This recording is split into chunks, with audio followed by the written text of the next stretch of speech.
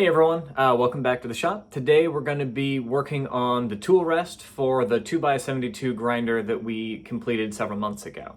I'd like to get into making some knives, and until I can get a good tool rest in place, I don't think I'll be able to do justice on the grinding parts of it. The design you can see here consists of 3 pieces, and again this is no weld, just like the rest of the grinder, so if you don't have access to a welder, this is a great design solution for you. Like I was saying, it consists of 3 pieces. The initial bracket piece, which I already have laid out on a piece of 1/2-inch scrap steel. It also includes an L bracket and then the tool rest. We'll be talking more about those pieces as we get into them, but for now, we're going to head and get started cutting out the steel for that initial piece.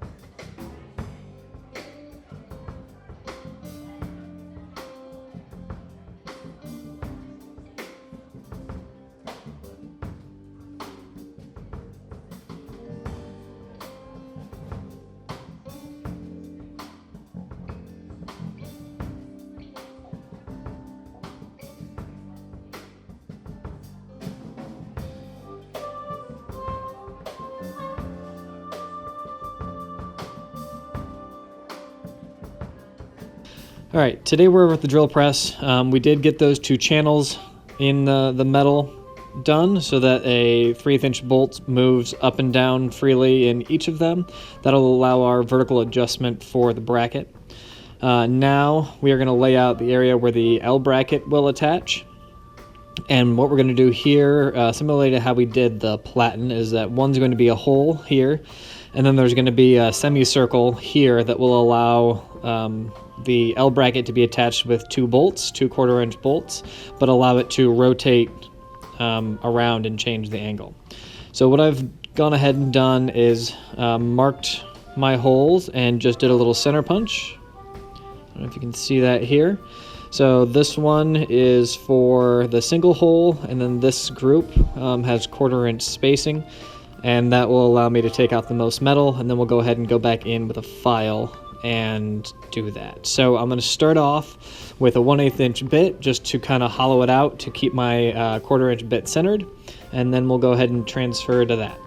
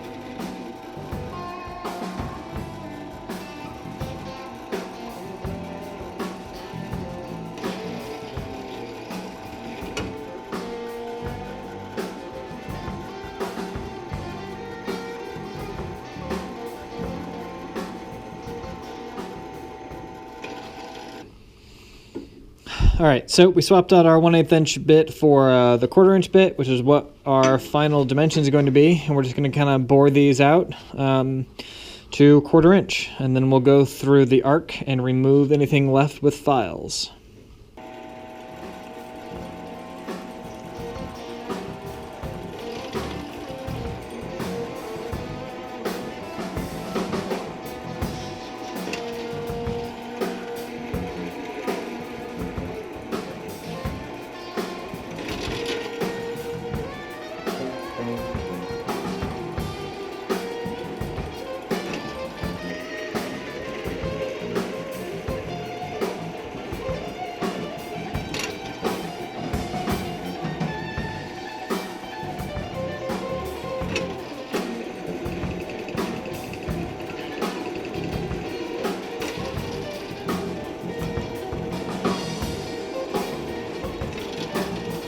All right, so that wasn't too bad. We only had one of our holes a little too close to the other ones, and it skipped over. So we have a little bit more filing to do and probably some freehand drilling to get that done, but we're gonna go ahead and get started on that. So after about 15-20 minutes of filing, this is where we're at. As you can see, we got all of the remaining sidewalls filed through. We do still have a good deal of work to be able to allow a 1/4-inch bolt to slide through there freely. But now we should be able to get a flat file in there and start working that through.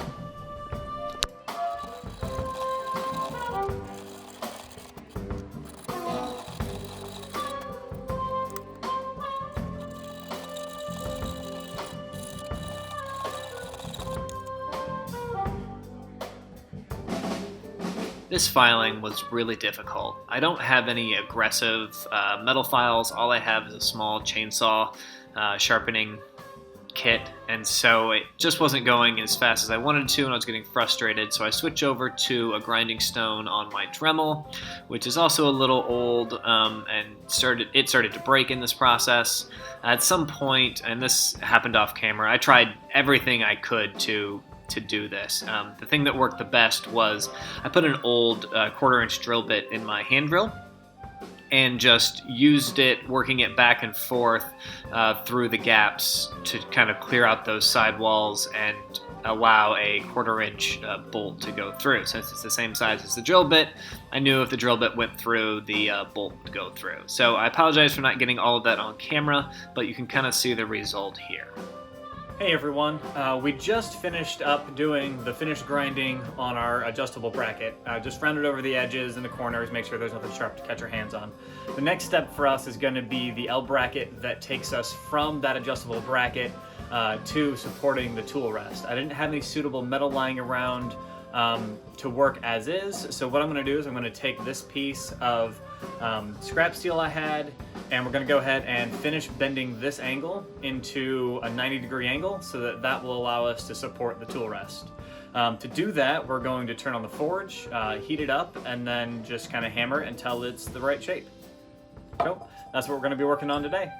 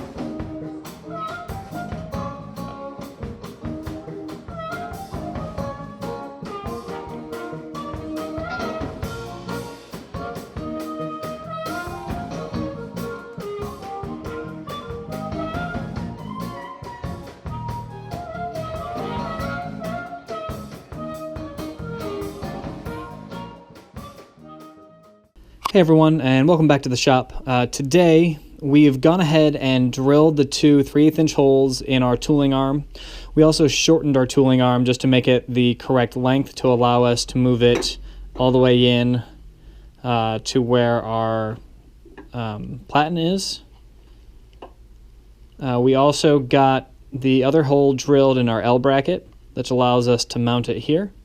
One thing we did encounter is that we weren't able to achieve the correct angle with our semicircle the way it was cut out. So what we went ahead and did was extend our semicircle another 1/4 of an inch this way so that we could rotate it a little farther in, which will allow us to get an angle for knife grinding. So then we can set the angle on here in reference to our platen, and then be able to slide the knife back and forth flush on the tool rest as opposed to having to use a cutting jig. So where we're at now is that you can kind of see our L bracket already had some holes in it. I think we're going to use this one, but not the other two. We'll drill another hole here. But since we have one already in place that we're going to use, we're going to go ahead and mock up the tool rest that we cut out the other day. I have a couple marks on it that allow me to center it on the platen, and then we're going to go ahead and clamp that in place.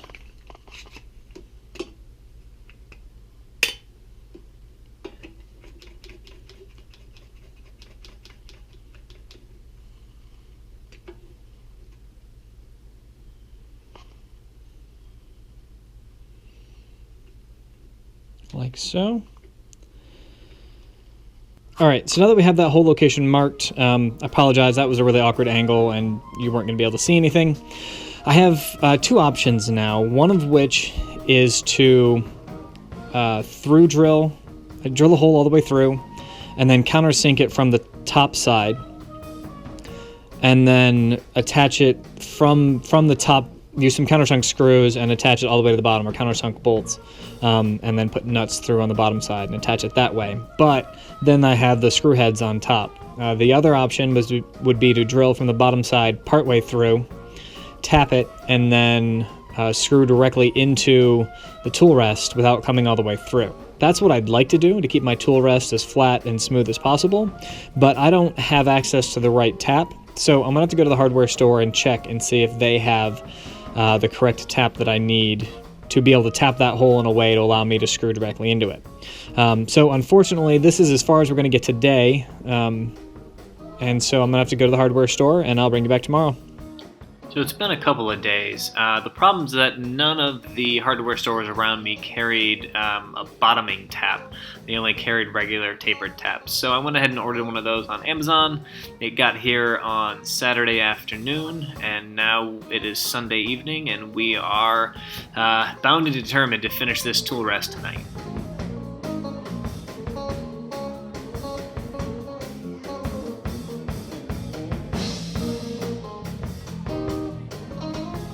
So what I'm doing here is that I don't have a stop on my drill press because it's old. So I'm gonna, and the tape didn't want to stay on for the metal. So I'm actually gonna drop this till it is 1/8 of an inch, which is the thickness of this ruler. 1/8 of an inch above my table.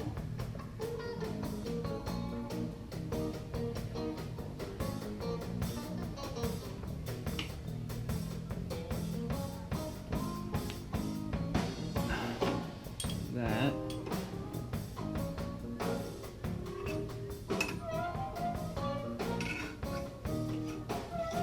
should be perfect.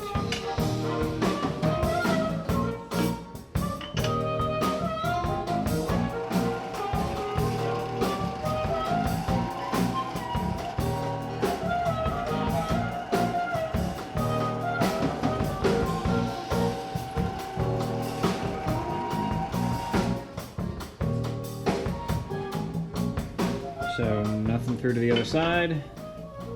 All right, so I tried to going a little smaller than the specified bit size for 1/4-20, which is 13/64. That didn't work, so we're just going to use it as a pilot hole, and we're going to go a little bit bigger. So not quite a 1/4, but at 7/32, which is 1/64 larger hole than what we had intended to do. So I've got the 7/32 bit in. I went ahead and set the table at the height so that it can only go down as far as we want it to, so it leaves 1/8 of an inch at the bottom. I'm gonna go ahead and go do that.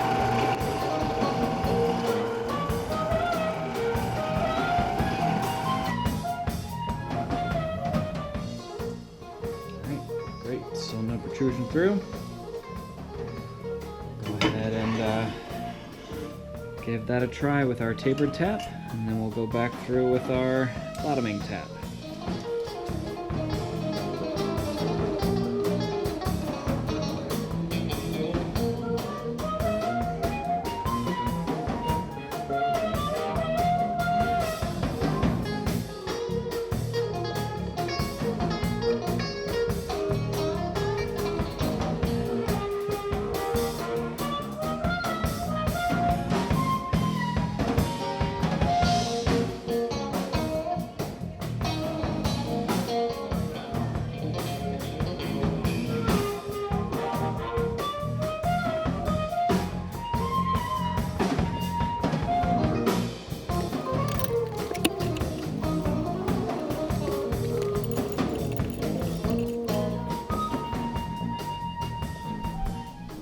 All right, so that worked out great. I'm now going to do 2 more, I think. I think I'll utilize this hole as well, which should already be marked on the bottom. And then once I get those 2 in and make sure everything is straight and square, I'll go ahead and do a 3rd one up towards this end, just to make sure it's nice and stable. All right, so as you can see, we went ahead and drilled a couple more holes and got them threaded and bolted in. When we look at the other side, it's still perfectly smooth, so nothing came through accidentally. We are gonna go ahead and try to mount this as is.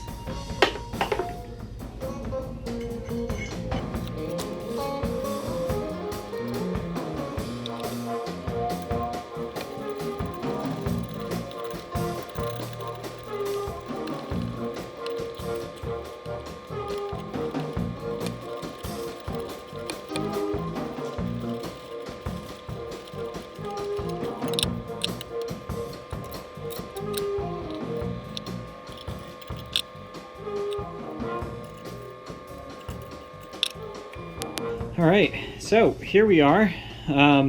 Tool rest is done. Most of the adjustments work. I am gonna have to take a little bit of length off this tooling arm to allow it to tuck back a little more, just because this is a little far out for how I like my spring. But minus the tools here, we're gonna go ahead and flip this on and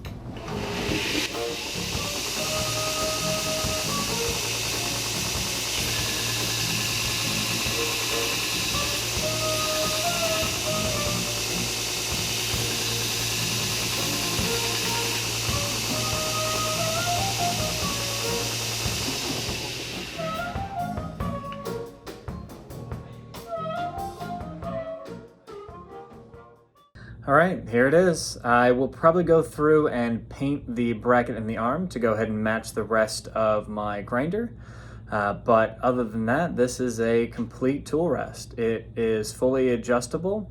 I can even tilt it inward to give me a good negative camber so that I can go ahead and do some knife grinds. I'm really happy with how it turned out, and I hope you all are able to use this to help you build yours.